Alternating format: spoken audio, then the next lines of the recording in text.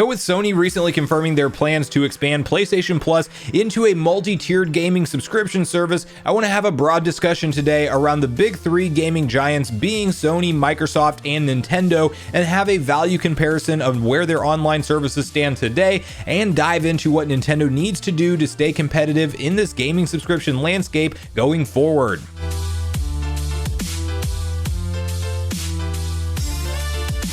What's up, Nation? If it's your first time on the channel, make sure you join Sunbro Nation by subscribing below, hit the like button on this video if you enjoy it today, and make sure you turn on your bell notification icon so you're kept up to date with all the newest gaming news. As I mentioned, guys, we just got one topic today, but it is a massive one in my opinion, as clearly the landscape of gaming is changing in a big way as we are now well into 2022, and we are seeing every single major company, being Sony, Microsoft, Nintendo, have some form of their own monthly or annually gaming subscription service, and I really want to break down the value comparison to kick off this conversation, as part of what spawned the idea for this video is actually a very interesting comparison graph here posted up from IGN, and you can see essentially now all three big companies having a version of their own subscription service and multiple tiers included for each of them. So let's first break down the price points and what you get for each tier that is available, going along section by section in the graph. So to start off, under the tiers section, of course with PlayStation Plus, we now have the officially confirmed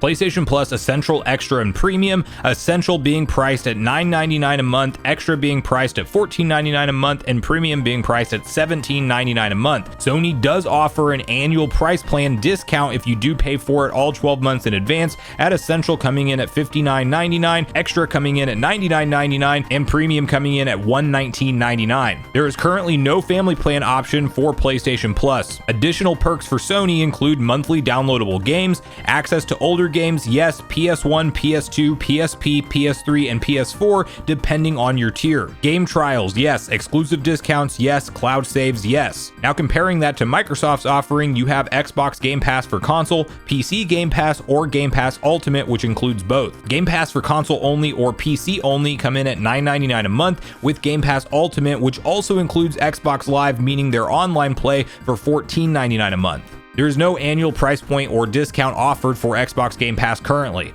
There is no family plans currently, although just recently it has been spotted that Microsoft is planning to roll this out at some point in the future. Additional perks is access to Xbox Live Gold, xCloud, free games, all Ultimate only, EA Play, Ultimate, and PC. EA Play being a collection of EA games that they've actually marketed as their own subscription service. It actually comes with Xbox Game Pass Ultimate. Access to older games, yes, Xbox, Xbox 360, and Xbox One. Game trials, yes, but only for select EA Play games on Ultimate and PC. Exclusive discounts, yes. Cloud saves, yes, but actually does not require a subscription to Game Pass to utilize that feature. Now then, to compare that to Nintendo's offerings, we have the base Nintendo Switch Online and Nintendo Switch Online Plus expansion pack. The price for the base NSO subscription, which is the only one that currently is offered in a monthly tier, is at $3.99 a month. The price per year for each of the services comes in at $19.99 a month for NSO base plan, or $49.99 for NSO Plus expansion pack. Nintendo is currently the only one to offer a family plan discount, which definitely pays off for some users, as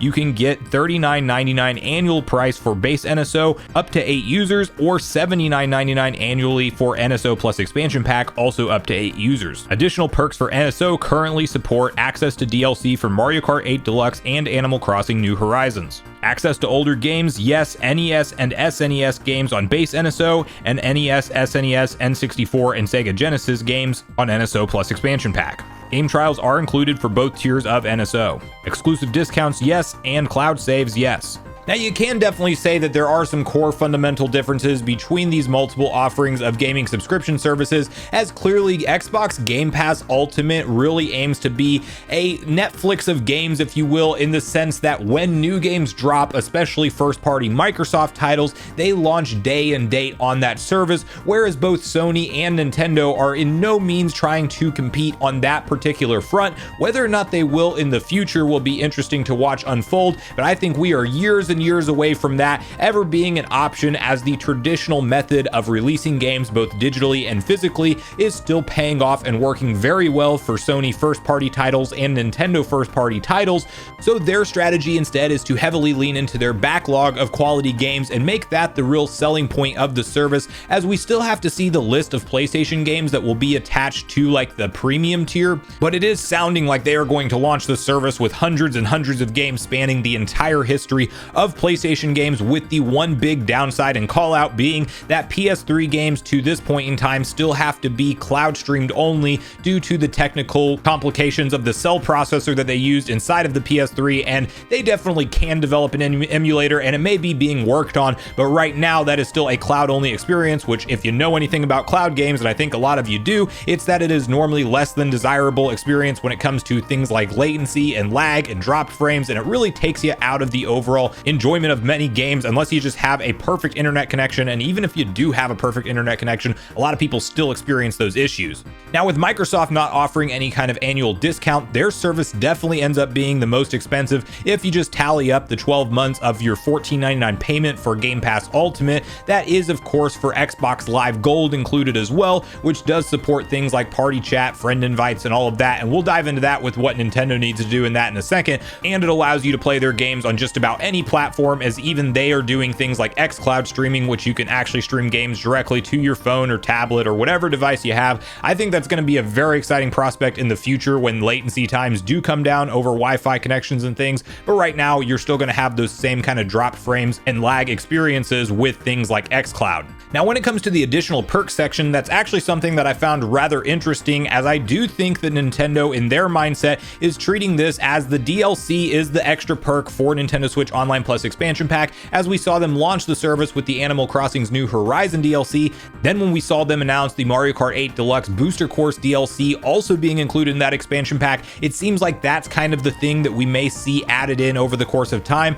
and I do think they will grow the total number of offerings of DLC packs that are available. I will be curious to see if there is ever a phasing out of packs. Like if we get something like, let's say Breath of the Wild 2 gets DLC down the line and they want to throw that in as part of the expansion pack, will they ultimately phase out the Animal Crossing New Horizons DLC at that point? I don't think that that would be a very smart move on their end, but at the same time, do they just continue to add more and more DLC packs and leave them all in there for the same price, or do they kind of do that pick and choose mentality where we see things rotating out slowly over the course of time? Now you compare that to the additional perks of like what PlayStation does, and even Xbox with games with gold, they essentially allow you to permanently own, as part of your digital library, 3 new games every single month. They are typically somewhat recent releases, but they've definitely been out for a little while, 3 months, a year, sometimes years go by, and then they just randomly add an older game into that offering. But it is something that once you add that to your library, as long as the servers are up, you will be able to go in at any point in time and download that game and play it as part of your library, as long as you remain an active subscriber of their service.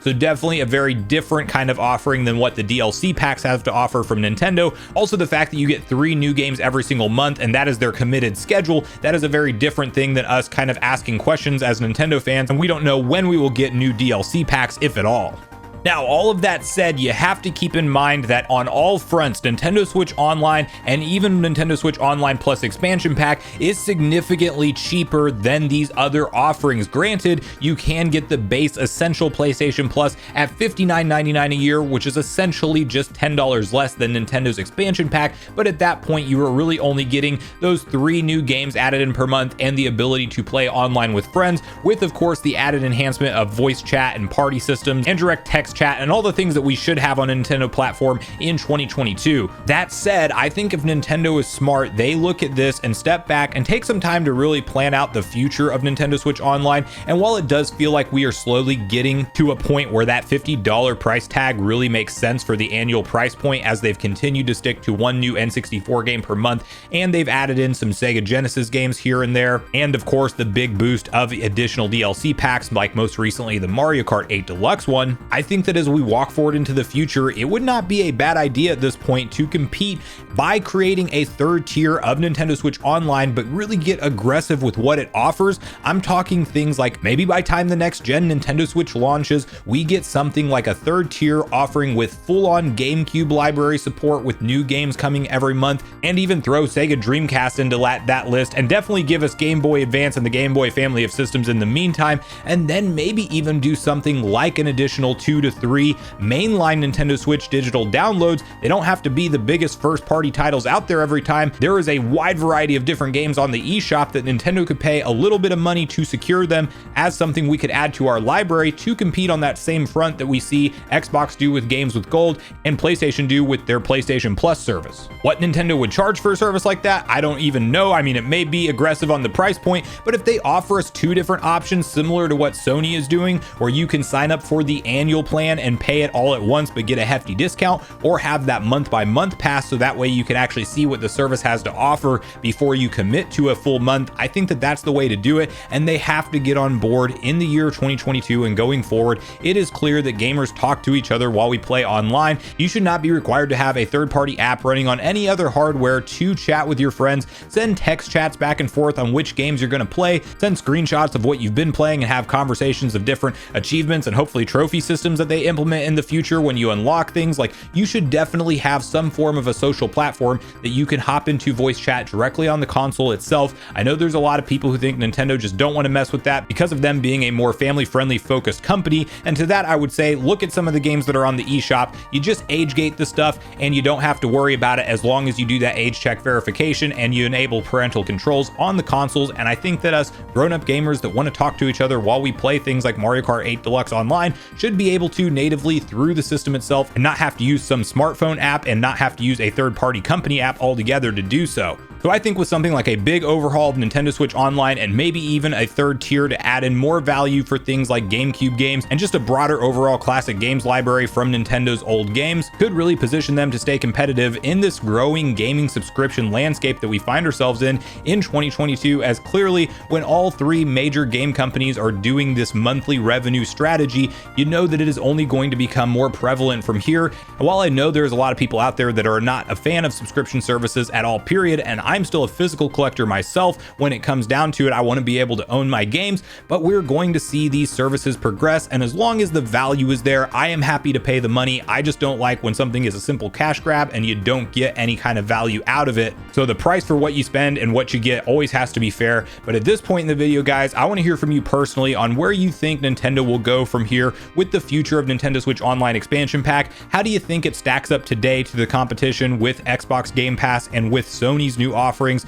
and now that they've unveiled their multi-tier subscription services? And I definitely want to hear from what you want to see from the future of Nintendo Switch Online, which consoles you hope we see added in next, and whether or not you think Nintendo will continue to grow and expand the service and ultimately add in things like voice chat, messaging systems, and trophy and achievement systems. And also let me know which consoles you hope we see added into the service next, and whether or not you think Nintendo will ever create a third pricing tier for this service similar to what we've seen Sony do with their PlayStation Plus offering. So I do want to hear from you guys on all things gaming subscription services in the year of 2022 and beyond in the comments down below before you leave the video, as I do look forward to getting a back and forth conversation started with you all around these topics. I filmed this video a day in advance, so I'm not actually sure what yesterday's video is, but whatever it is, it'll pop up either here or here. Make sure you click on that and check it out. I'm sure it's a great discussion of something. Also, make sure you like, subscribe, turn on your notification bell, and I will see you guys in the next video.